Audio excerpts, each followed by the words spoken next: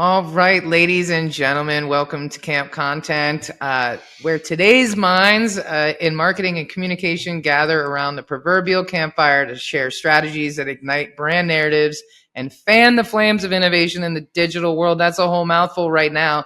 But today we got Jen Kelly on the show. She is a steadfast contributor in the B2B marketing sphere and the founder of New Initiatives Marketing, Inc. Since 2009, Jen has been at the helm of the firm, seamlessly stepping into roles as fractional CMO and leading an expert marketing team dedicated to crafting and executing heavyweight marketing strategies tailored specifically for B2B CEOs.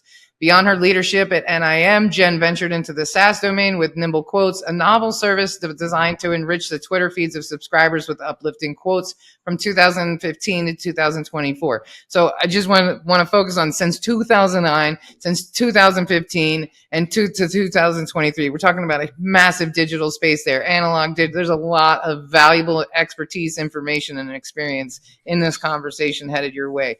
Before becoming an entrepreneur, Jen's career was decorated with senior marketing roles at global powerhouses such as Future Shop, Siemens, and the Financial Times in the UK, where she also cherished 3 enriching years living abroad or broadening her horizon in the international business.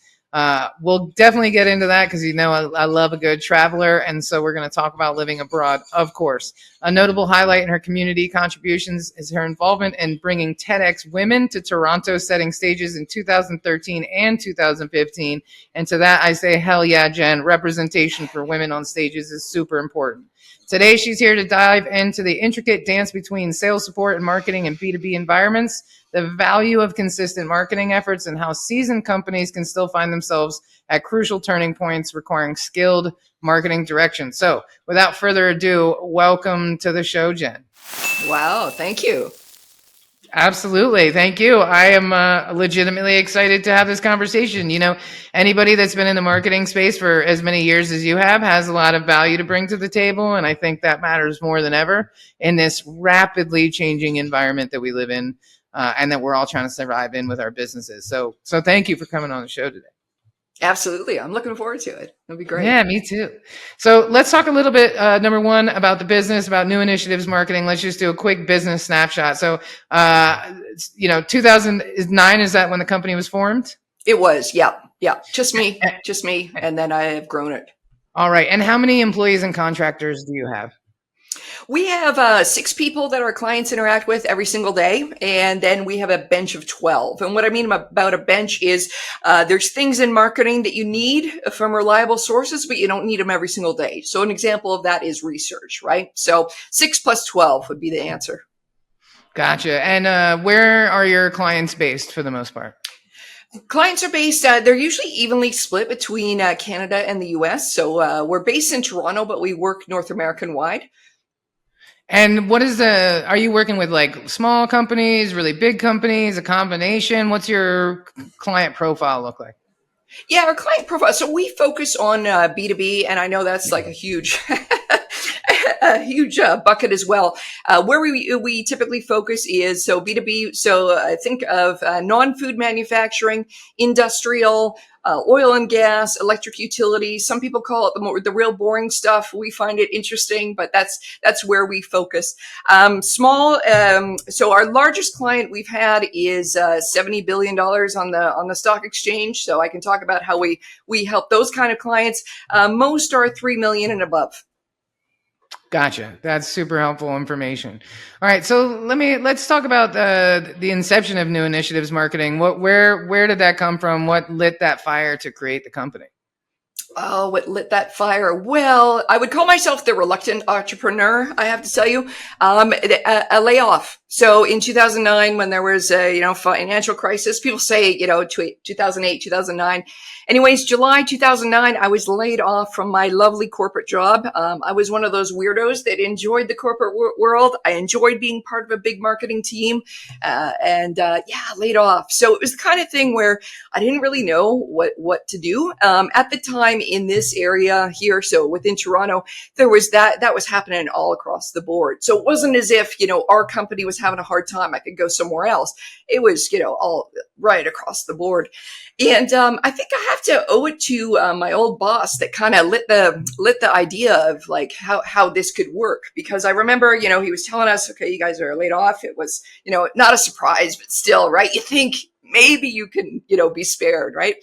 And so everyone at that time, director and below, so below director was laid off.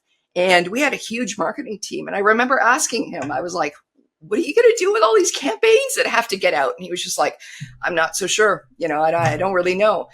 And then I had the idea, I mean, maybe I could come back in freelance for a while. And so we did that deal, and I came back in a couple days a week, and I thought, if this is happening here, maybe it's happening in other places too. So I was able to cobble together, a couple of clients that way. And, right now it just seems to me, as I tell you the story, I'm like, duh, I mean, that's an obvious thing.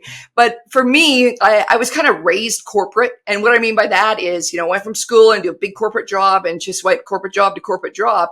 And in my experience, it was more like, in the corporations I was in, it was kind of like you waited for the job opening. You waited for the next opportunity. So I was kind of really, I guess, tuned to waiting for my next opportunity instead of going for it, right? And so to be out sort of on your own, and you realize, it really is up to me. I really can go make a deal. If I can convince them there's enough value there to exchange some money and we have a deal, that's great.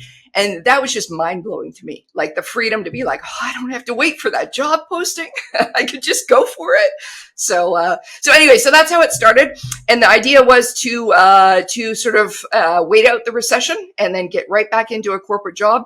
And the reason I didn't go back is because of that, because I found, wow, I could kind of go and make my own luck. I know that sounds so ridiculous, but it was so eye-opening from where I came from. And it was working too. I'm like, wow, I'm doing okay on my own here. And I see the need that these other companies have a hole in their marketing and need some help there. So that's how it started. And that's how it kind of kept going. Yeah, I really love that. I think that's brilliant. I mean, that's the heart of an entrepreneur, is like recognizing a gap, recognizing the demand and filling that, well, a good entrepreneur anyway. So how are you, there seems to be an interesting comparison between 2008 and right now, right? There's so many layoffs, there's so many things happening.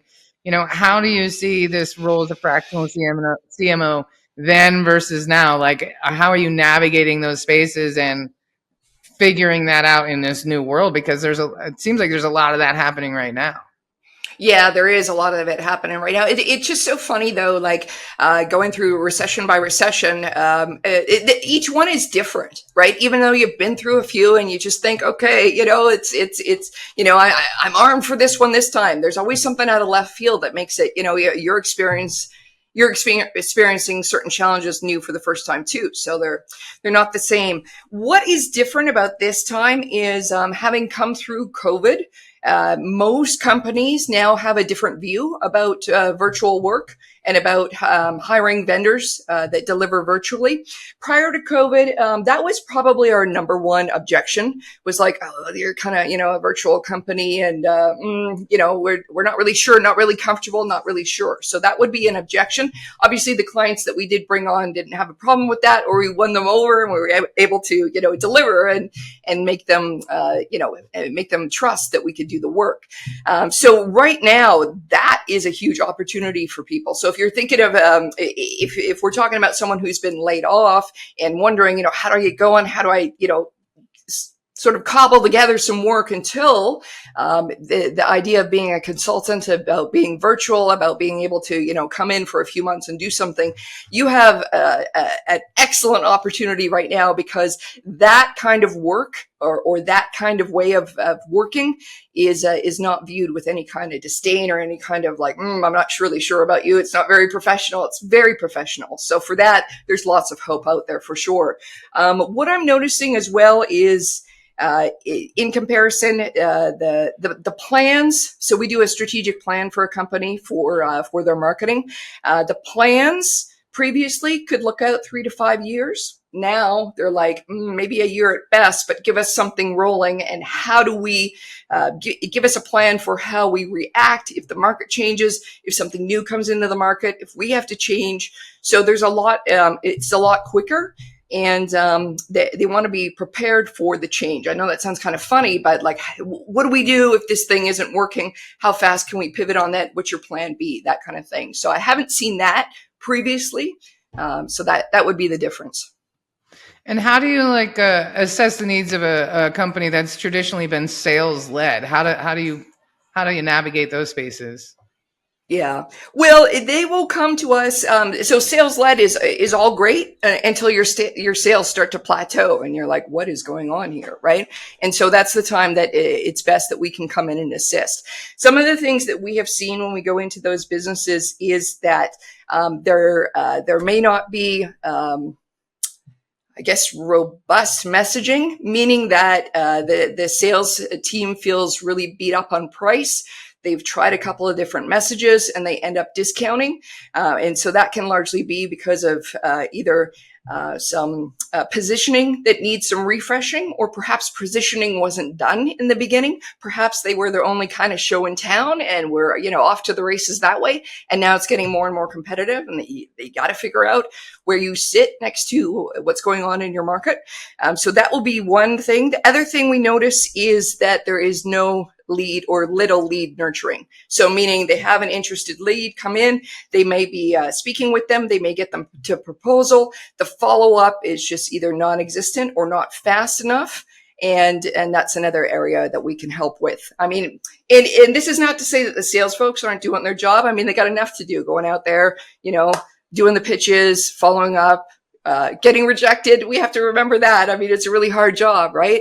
And just like, honestly, you can't expect them to also run lead nurture campaigns and that kind of thing. So for us, again, positioning, some kind of messaging around what's special about them that they can back up with, and then lead nurturing just to help keep those things warm until they can be closed or, moved along. Or moved out. Yeah. It's interesting because I talk a lot about that with podcasting too. There's so many, there's a lot of bad information, and it's like, interview people, just keep it moving, next. And then you don't even follow up. And I mean, how many podcasts have you been on where you don't even know if it went live or not? You never even heard from them again. And it's like, these are relationships that you need to nurture. So I think it's a common, I think we're in this generation of more, right? Like if you didn't get 1 million likes or 1 million impressions, it's all these vanity metrics. And it's like, is your phone ringing? Did you send them a nice email? Did you, I think we've really lost, if you have a company that's doing $70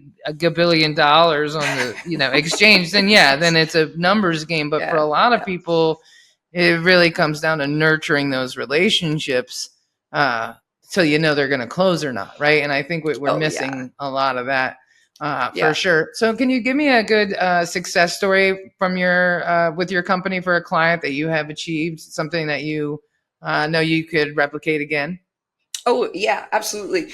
So it has to do with the lead nurturing. It really does. So we had a client that was serious about marketing in the way that they really took trade shows very, very seriously. And so would go to many very specialized trade shows. They had their trade show strategy as far as picking the shows down pat, very good. While at the shows, the folks in the booth were the right people. They could explain all that. This was very technical information. They could explain it all. That was great. Problem was, when they came home, it's almost like those leads just stayed on the machine. Yeah. And this would happen over and over and over again in several years in a row. And of course, the sales team would come home with some hot leads that were, they were following up on immediately, and that would turn into a deal. But there were anywhere from hundreds to probably about in the hundreds, I have to say, maybe 50 to 100, not thousands, but hundreds would be a good deal for them, that would come home and just kind of sit there. And so what we were able to do is sort of explain here's what we're seeing, here's how marketing can actually help sales. And we were able to introduce a very good lead nurturing after show, and then getting them into the sales pipeline if qualified, and we were able to turn around a certain amount of deals for them. So it was obviously brought dollars in for them, but also too, I mean, it was the kind of thing, I mean, did they know better? They were just kind of focused on the next show. Yeah, we got the leads. Kind of didn't really even think about it, and didn't really even have the staffing there to be like, okay, here's the leads, here's what we do. Because, if the salespeople have 2 or 3 really, pressing deals that come in from a show, they are 100% on those 2 deals. Of course they are, right? Of course they are, right? And that's, we call it maybe a leaky funnel. That's the kind of thing. You don't need more leads. You got to nurture the ones that you have, and you'll probably be pretty surprised that you can turn those into deals. I couldn't agree more. I love that. And I mean, even from small events to somebody walking around with a clipboard and a pen collecting emails to massive corporate installations that they've spent, thousands and thousands of dollars on. I mean, let's be honest, by the time you pay for flights and hotels and the setup and all this and the fancy thing and the lighting and and the meals and all that, you're spending a lot of money. And then, what happens with all those business cards? Are there notes on them? Are they detailed? Are they being followed up on? Because, that's direct contact with people, and a much, richer and more valuable lead than something off Instagram, or I don't even know, but cold. really follow up on that. And I think we've just gotten to this like consumerist society where it's like next. Like, no, the success is not I got 100 emails. The success is I collected 100 emails and turned 10 of them into deals. Like, bingo. You only got half of the equation there. You know what I mean? An email doesn't mean anything. I work with a lot of coaches and smaller businesses, and they have email lists, and none of them are tagged. They don't know where these people came from. They're not emailing them. You know what I mean? By the time they do, they're probably going to get unsubscribed because they're going to go, who the hell are you? I don't even remember who you are anymore. Right? That, it's going to Hotmail addresses. Like, come on, man. Like, what are we doing? You might have waited too long. So I think that's brilliant. I'm really focused on relationships. I think that in this crazy world we live in right now with so many divisive things happening, I think the quality of your life and business is based on your relationships. And I think it's more valuable to spend time nurturing the ones you've already created instead of constantly looking for more, I really do. Yeah.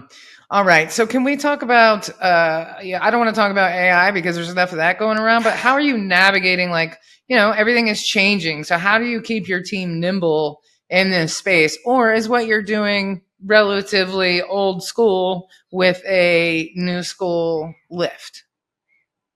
That's interesting. The thing I'm glad. Please don't ask me about the future of AI. I'm the wrong person to ask. I don't know. It's probably going to be pretty intense. That's my answer. What I'm finding is, I call it the human side of it. Well, let me explain. There's a lot of, I guess, hesitation, fear. So you got to think, our company, we produce a lot of content. So written content. We're interviewing the thought leaders in our clients' companies.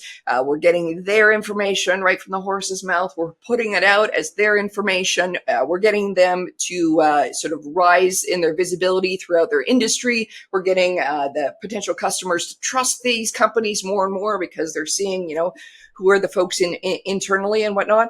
And so our writers, our designers are feeling like, well, is AI going to take over my job, or it already is, or I'm having a harder time getting other opportunities because they're like, no, we don't need you as a blog writer. We're going to just run it through AI. So the thing has been trying to calm them down? Trying to have them see that there could be ways that AI could help them and that they're not going to get replaced. At least we're not going to be replacing them. And we're not going to be replacing them because one of the things we do, so we work in B2B, and what tends to happen in B2B is it's either technical, it's kind of invisible work, right? You see the end output, you don't see all the, the thinking or the science behind it. And those are the stories that we're bringing out to differentiate our clients. And as well with the expertise in the companies, they're either the engineers or, the sales engineers or the CEO that created the company. We're getting their input, their point of view on like how they created this, why they created this, how it solves a problem in their industry. and their point of view is really helping to distinguish the company. I guess in time a robot could go and interview them, but what we're finding is that most of these executives have never put out their own content this way. Right. Very few of them have written a blog. They may have keynoted something in a speech for sure, Right. but very Right. few are putting out weekly, here's what I think. And And so it can be quite intimidating, and it can be quite a time suck on your calendar for sure. So our model is we have a professional writer. It comes in, interviews you, and we can get 3 to 4 blogs out of a 1 hour interview. But the Right. key is in that person to person interaction, even if it is over Zoom. So Right. yeah, there Right. is interview questions, but the writers are picking up on nuances, picking up on things that they might not understand, digging for more explanation, making the executive feel comfortable enough to say Right. more about it. For And sure. at least for right now, I'm like, that is golden, right? So you got the Agreed. writer that's got those skills. You produce better content. You've got an executive that now feels more comfortable telling their story. We know we Totally. have them when they come back to an interview and they're like, hey, I had this idea. We're like, yes, it's Yay. working. Yeah, Right. exactly. But and I guess another test is that they feel proud that once they see the article with their name on it, they're like, yes, I can show this around. Yes, I'm happy with this. So we kind of help them find their voice in the industry as well. And so for all that, we can't put that into ChatGPT and just have it come out. So that's a long-winded way of saying right now our work is so personal, and those kind of skills and interviewing and making someone feel at ease and pulling out their excellence and then writing about it. I'm saying to my writers, like, I need you, stay with me. We need this. We need this. I agree. I love that because, I do a lot of that stuff with my clients too. Like we do stuff with Department of Health, the online learning modules. And when these doctors come in and they're like, my name is, and I'm like, oh, Jesus, it's your name. Come on, man. You got this, and we had this one client that was like, we're having a couple sessions and it was really difficult because it was like the doctor they hired to do the course. And my team was struggling and they were struggling. And I was like, invite me to this session. And I was just like, you got this, Dr. Kelly. You got this. Come on. You talk about this stuff all day. Come on. Look me in the eyes. All right. What'd you have for breakfast this morning? What are you doing this week? Just bringing them back down, looking them in the eye, having a conversation with them. It's like night and day the content we would get from them. They would literally be struggling to say their own name. I'm like, you're smart. They're the smartest person in the room, but you're not acting like it right now. So I need you to just like woosa, take a deep breath, scream, do whatever you want, But you get them to smile, you get them to come out a little bit, and then that's where the really great content comes out because they feel comfortable. And like you just, that's not something you can learn, and that certainly isn't something that AI can do. It's a certain type of person that can like bring that out of people. And a writer is a really good snapshot of that type of personality because they're inquisitive and, interested and thoughtful, and good listeners, right? Good listeners. Yeah. All things that I absolutely. am probably not, but, I'm working on it. It takes all kinds. It's all good. It really does. My backup plan is stand-up comedy. So if all else fails, Oh, cool. All right. Well, this has been great. So I want to move into the speed round questions because I have a few for you, lightning round, whatever we want to call them. And they're just a little bit more fun to kind of show some of your personality. So the first one is, what is the last book that you read that had a profound impact on your marketing philosophy? Oh my goodness. It's right here. This isn't even, I didn't even set this up. It's this one. Buy Back Your Time. So this is not necessarily a marketing philosophy, but it certainly helps me with running the business, structuring the business, being better for the team to be able to go off and do their work better. And I guess it's practical for sure. Very, very practical. But there's also some mindset stuff in there, and I don't mean the woo woo. I mean the like it's calling you on your BS, and it's time to get it together, right? So that would be the book. I got 10 credits on Audible, so that's about to be one of them. I love. Good. I'm a big. Well, my brother's an author, so I can't say I'm a book reader because I listen to Audible. He's let me know several times. You are not reading a book; you are listening to a book. and I Oh say no. hogwash. But yes, I'm a big book listener, so I will add that because there's a few books in my life I've read that have changed my entire life. So you never know when that's coming through. All right, Yeah. number 2, if you could have a coffee chat with any marketer, who would it be and why? Any marketer? Or any business person. It doesn't Yeah. have to be marketing, but Let me go with my first thought here. So Seth Godin. So he has been around a long time. I've seen him present at certain conferences. I've read some of his books. What's really neat about him, besides being, very, very intelligent, very, very able to communicate his ideas, he's got a very calm mannerism. And in our industry, Mark, I know we're not in sales, but we're pretty close. Folks can be a little too loud, a little too rah-rah, and I just respect his I don't know, his solid, calm nature. And I think it would be really interesting to have that conversation with him. that's a great answer. Number 3, what's one marketing buzzword you think is overused? Right now, it's AI. And I guess it's in the phrase like, kill your digital marketing, AI can do it for you. How about that? I would agree. I muted myself for a second because my dog was barking, and then it backfired on me. Okay. Living in Costa Rica, dogs just show up at your house. It's just you can't help it. You just in droves. Oh, it's not even your dog. No, they're my. Well, they are now. I love those little girls, but yeah. Okay, number 4. Can you name a brand whose marketing strategy you secretly admire? Oh, secretly admire. Oh my goodness. I would say, NYX in the early days. So this is or NYX. I don't know how you pronounce it, but it's I guess a lower budget cosmetics brand.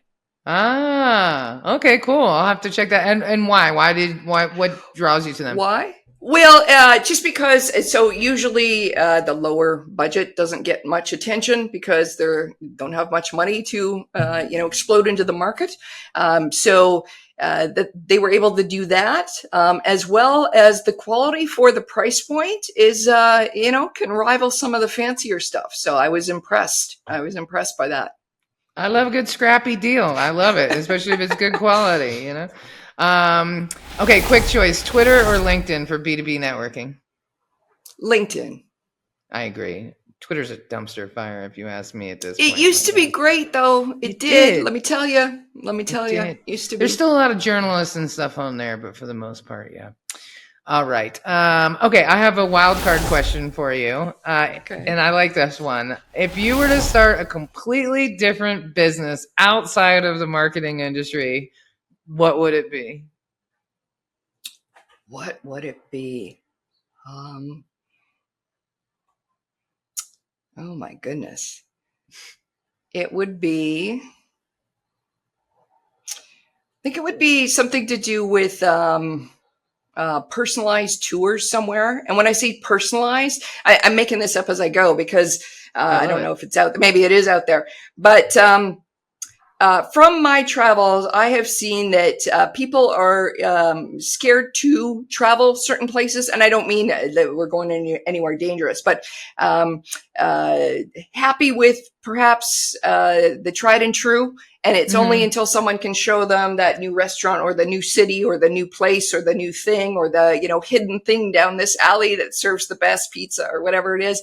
Right. Then you just see them just open up and be like, oh, what else is in this town? So if I could do personalized tours like that, I think I would like that because I like showing people new things. I like opening their minds to it.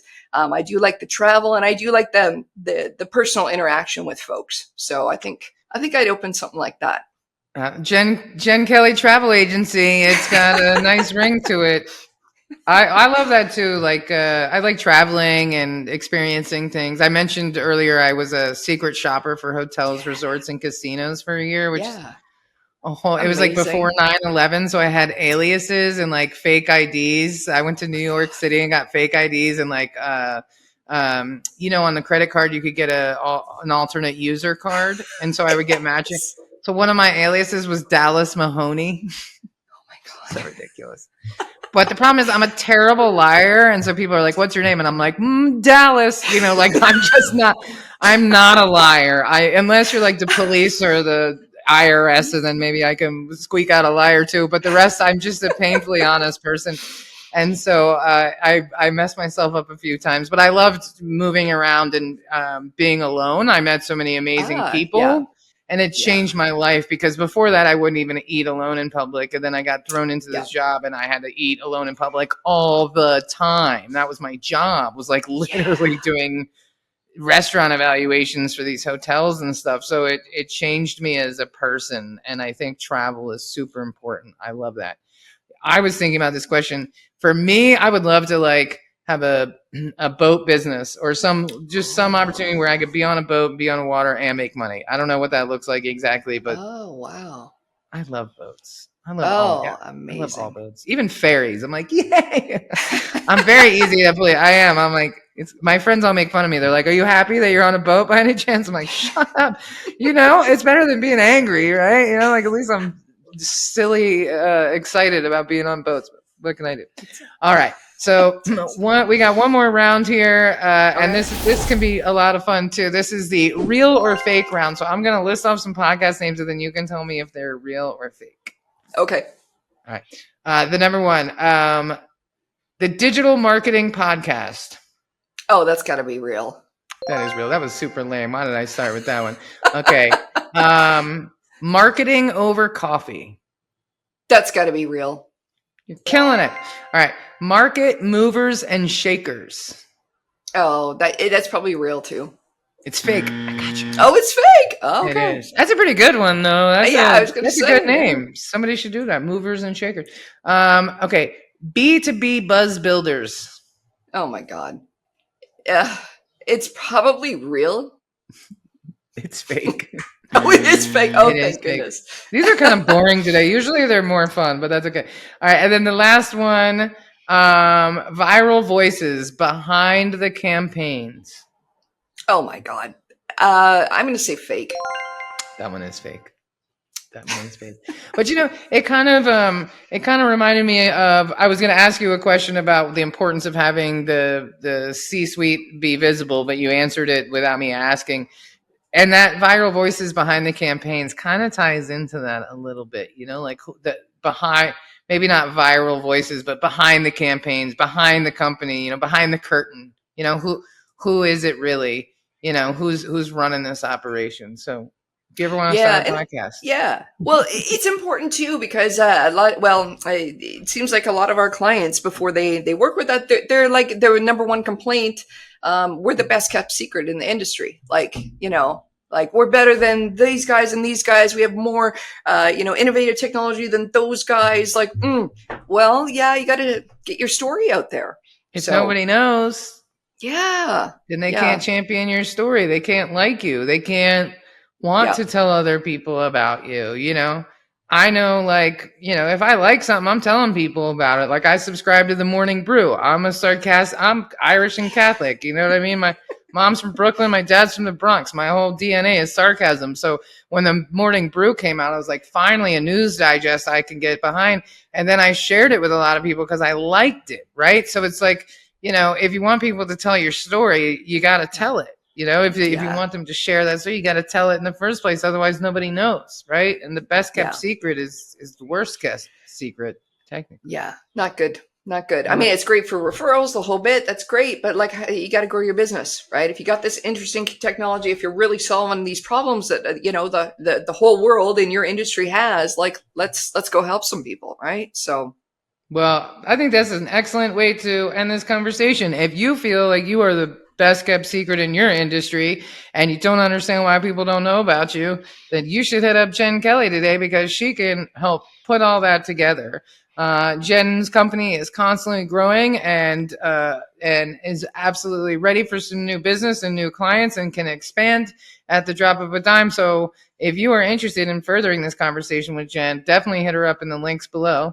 But Jen, before we go, what would be the last thing you'd like to leave our listeners with before we say goodbye? Before you wrap up, whatever you're doing in marketing today, just keep it consistent, because that would be one of the major problems that we see. Folks go into try this and try that and try this and see something the competition is doing, and then they try that, and then they come back to square one, and then they just think, maybe marketing doesn't work for our company, and it's not true. So whatever you're doing today, if it is working for you, keep it consistent. So that would be my advice.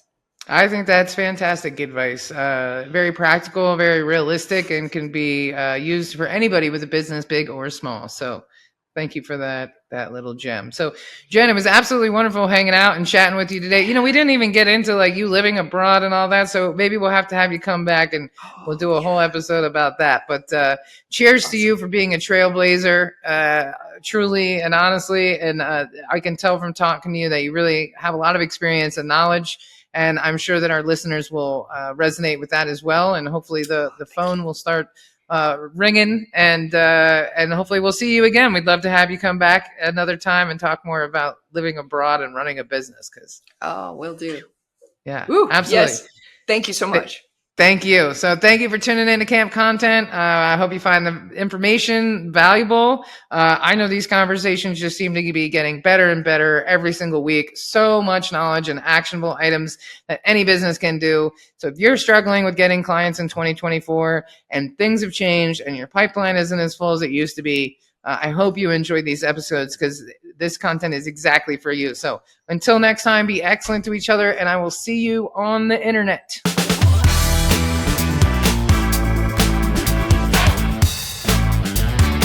All right. Thank you so much for tuning in to another episode of Camp Content. This is Molly. And this is Matt. And we are Heartcast Media, aka Camp Content, and we appreciate all of your support. If you found this content valuable, please comment on social media, LinkedIn, wherever you find us, and we will make sure to comment back. And be sure to go on and subscribe and like on your favorite platforms, Spotify, iTunes, YouTube, you name it. Leave us that subscription, leave us that good review. We'll love you forever. So until next time, be excellent to each other, and we'll see you next week. Produced by Heartcast Media.